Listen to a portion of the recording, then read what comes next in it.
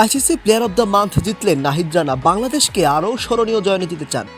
22 গজের ক্রিজে যখন নাহিদ রানা দৌড়ে আসেন, ব্যাটারের হৃৎস্পন্দন বেড়ে যাওয়াটা তো স্বাভাবিক। সেই গতির আগুন এবার পৌঁছে গেল দুবাইয়ের আইসিসি সদর দপ্তর পর্যন্ত। নিউজিল্যান্ডের শক্তিশালী ব্যাটিং লাইন আপকে একাই ধসিয়ে দেওয়ার পুরস্কার হিসেবে কেরিয়ারে প্রথমবারের মতো ICC player of the month নির্বাচিত হয়েছেন বাংলাদেশের নতুন পেস সেনসেশন নাহিদ রানা।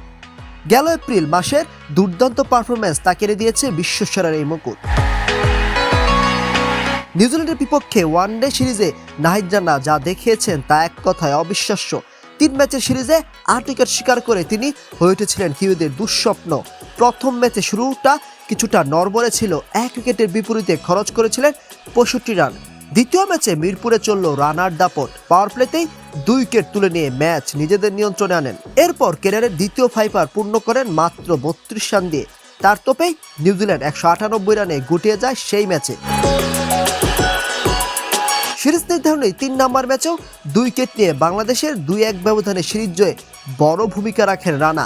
এমন পারফরমেন্সের সুবাদেই জিতলেন আইসিসির মাঝসেরা হওয়ার খেতাব। এই পুরস্কার জিতে রানা বলেন, নিউজিল্যান্ডের মতো বিশ্বমানের দলের বিরুদ্ধে এমন সাফল্য সবসময় মনে রাখবো।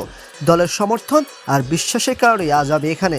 আশা করব সামনে আরও স্মরণীয় মুহূর্ত উপহার দিতে পারবো। শুধু নিউজিল্যান্ড সিরিজ নয়, নাহিদ রানার ফর্ম গ্রাফ এখন ঊর্ধ্বমুখী। পিএসএলে পাকিস্তানের মাটিতে তাদের ব্যাটারদের নাবিশ্বাস তোলা থেকে শুরু করে সদ্য সমাপ্ত ঢাকা টেস্ট, সবখানে তিনি ছিলেন অপ্রতিরোধ্য। গতির সাথে দারুণ লাইন লেন্থের মিশেলে নিজেকে প্রমাণ করেছেন আধুনিক ক্রিকেটের এক ভয়ঙ্কর বোলার হিসেবে। এভাবে এগিয়ে গেলে রানার ভান্ডারে এমন পুরস্কার আরও যুক্ত হতেই থাকবে।